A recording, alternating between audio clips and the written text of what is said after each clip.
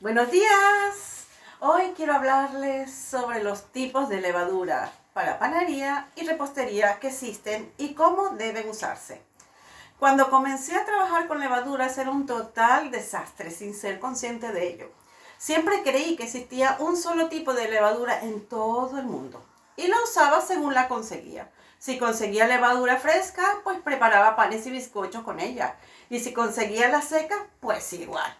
Y sí, llegué a preparar masa de pan con levadura química y me decía para mí misma, la masa no crece, ¿por qué será? ¿Será que la levadura está mala? ¿Será que la temperatura de la cocina no es la ideal?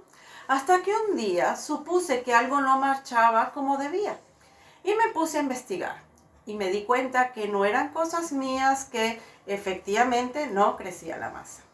Por esto voy a explicar los diferentes tipos de levaduras que existen y la utilidad de cada una de ellas. Es algo que no se suele explicar y es una cosa que si no sabes es muy fácil equivocarse y meter la pata. Vamos a comenzar diferenciando las dos clases principales de levadura: levadura fresca o de panadero y la levadura química, también conocida como polvo de hornear. Así que vamos allá, hablemos un poco de ellas. En el glosario culinario Larousse, si buscamos la palabra levadura, nos dice: es una sustancia que utiliza para levar las pastas y para aumentar el volumen de las preparaciones horneadas. Para el pan, la más común es la levadura fresca o de panadero. Para los bizcochos, la levadura en polvo o química y el bicarbonato. ¿Y qué hacen las levaduras realmente? La levadura es uno de los ingredientes claves del pan que comemos, ya que le da esponjosidad a la masa y le da sabor. Es un agente levante, es decir, un agente capaz de producir gases en productos que van a ser horneados para aumentar su volumen y conseguir cierta forma y textura en su masa final. A diferencia de leudantes químicos como el bicarbonato de sodio o el polvo de hornear, la levadura es un organismo que se encuadra en la misma familia de las secas. Cuando se juntan con agua, alimentos que contengan azúcar, calor y algo de tiempo, la levadura hace que las masas de pan se levanten por la liberación de gas, dióxido de carbono, lo que crea esos pequeños agujeros que hacen que el pan sea tan ligero y aireado. Las cantidades de levadura a utilizar dependerán del tiempo de fermentación que quieran que tenga este pan. Cuanta más levadura lleve, menos tiempo tardaría en fermentar, pero menos tiempo nos duraría tierno. Esto voy a mostrarles los diferentes tipos de levadura para panadería y repostería. Y como les dije al principio, existen dos tipos de levadura: la levadura fresca y la levadura química. Hablemos ahora de las levaduras frescas. Dentro de las levaduras frescas tenemos 4 tipos. Yo ahora mismo tengo solo 2, pero existen 4. La levadura fresca, que también la llaman de panadero o prensada. Está la levadura fresca en estado líquido, levadura fresca seca y levadura fresca seca instantánea. La número 1, que vendría siendo la levadura fresca, que también la llaman de panadero o prensada, es muy utilizada y apreciada por los artesanos panaderos. Es una levadura que sí está viva. Concretamente es un hongo, en la descripción les voy a poner el nombre del hongo porque me es difícil pronunciarlo, y es la levadura encargada de fermentar la cerveza, el vino y por supuesto el pan. Se alimenta de los azúcares de la harina y la combinación del alimento mezclado con humedad y una temperatura cálida hacen que esta levadura se vaya reproduciendo mientras se alimenta. Al alimentarse, también desprende dióxido de carbono, así como alcoholes, que hacen que le den ese sabor característico que queremos para nuestra masa de pan. Las bacterias que provocan la aparición de estos gases, que son los que consiguen que la masa fermente, mueren al hornearse el pan. Por esto es tan importante el control de la temperatura ambiental en el momento de la fermentación. Nunca debe alcanzar los 50 grados centígrados, si no, las bacterias se morirían y la masa dejaría de crecer. Este tipo de levadura viene en forma de dados. Son de aproximadamente unos 25 gramos, como lo dice aquí. Y se desmenuzan fácilmente y normalmente suelen ser húmedos. Se debe guardar en un sitio refrigerado para conservar sus propiedades y tienen aproximadamente un mes de vida. Se pueden congelar sin problema, de hecho la tengo congelada. Se utilizarían 20 gramos por kilo de masa aproximadamente. Y es una levadura que es muy fácil de mezclar con la masa. Los podemos conseguir en los supermercados en la sección de los refrigerados. La levadura número 2 vendría siendo la levadura fresca, pero en forma líquida. De este tipo de levadura podemos decir que es la que se usaba antes de la aparición de las prensadas o secas. A diferencia de todos los tipos de levadura que se venden en el mercado, esta se vende en estado líquido. Se utiliza mucho ya que es muy fácil de usar y se mezcla perfectamente con la masa. Debe conservarse a temperaturas entre 0 grados y 10 grados centígrados. Sin embargo, no es tan fácil de conseguir en los supermercados. Ahora voy a hablarles de la levadura número 3, que vendría siendo la levadura seca. A diferencia de las dos anteriores, esta levadura debe hidratarse antes de usarse y aguanta muy bien las condiciones climáticas difíciles, en especial las altas temperaturas y la humedad. Hay que tener en cuenta que esta levadura seca es más potente, así que hay que echar 1/3 de lo que echaría si fuera fresca. Es decir, unos 5 o 7 gramos por kilo de masa. Viene en forma de gránulos o pequeñas bolitas.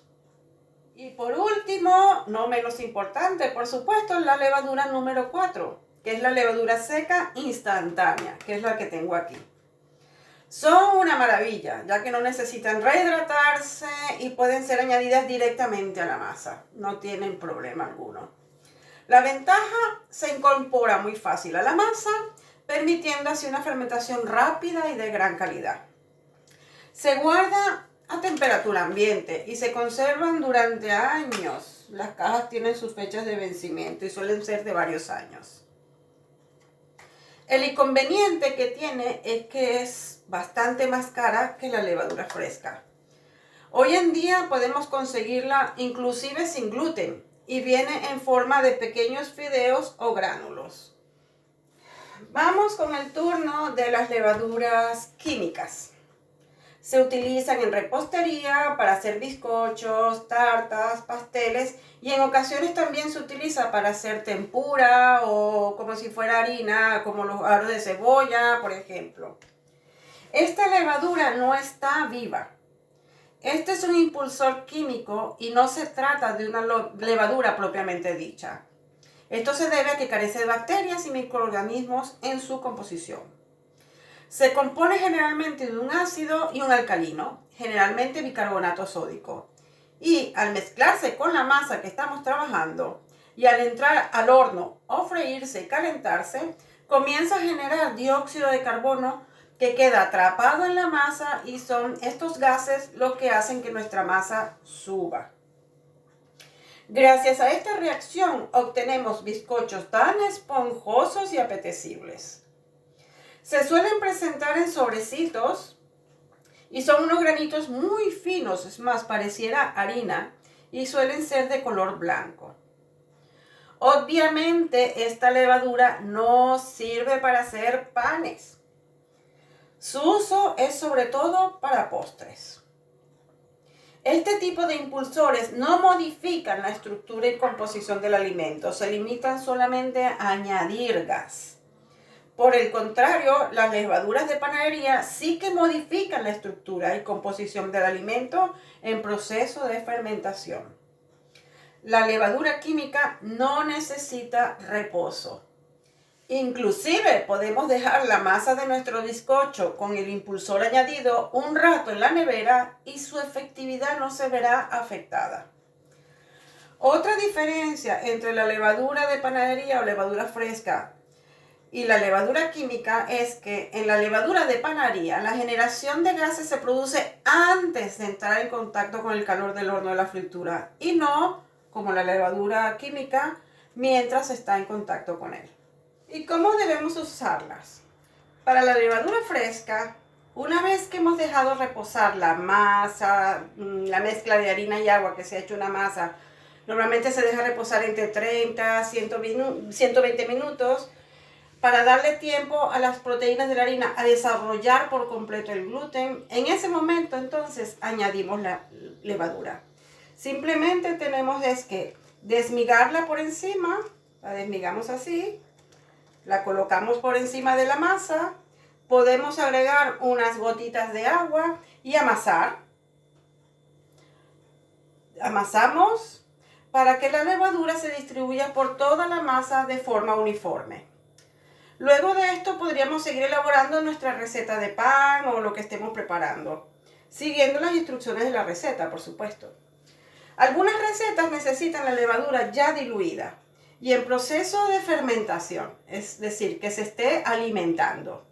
En este caso la colocaremos en un bol que tiene en este momento un poco del agua que necesita la receta tibia e igualmente la desmenuzaremos dentro del agua y simplemente la dejamos fermentar. Esto tomará algunos minutos, ella empezará a botar burbujitas y en ese momento sabemos que está lista para ser utilizada. Luego de unos 10 o 15 minutos tendremos las burbujitas y vemos que se ha desintegrado la levadura. A este le falta todavía unos 2 o 3 minutos, pero ya está lista para usar. Vamos a ver cómo se utiliza la levadura seca. En este caso es mejor añadirla antes de la mezcla de harina y agua. Si la añadiésemos como la levadura fresca sería mucho más complicado poder distribuirla de forma uniforme. En este caso entonces colocaremos en un bol una pequeña cantidad del agua que necesitamos para la receta, que esté un poco caliente o tibia. Vamos a agregarle media cucharadita de azúcar y lo vamos a mezclar hasta que se deshagan los granos del azúcar. Una vez ya se hayan disuelto, espolvoreamos por encima un sobrecito de la levadura seca.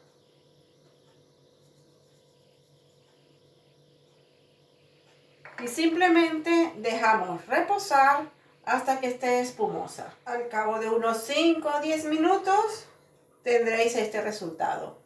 Muy espumosa. Si utilizamos levadura instantánea, la podemos añadir directamente a los ingredientes secos. Cuando tengamos la harina, con la sal o el azúcar, etc., agregamos la levadura instantánea y vamos a remover hasta que veamos que está bien incorporada.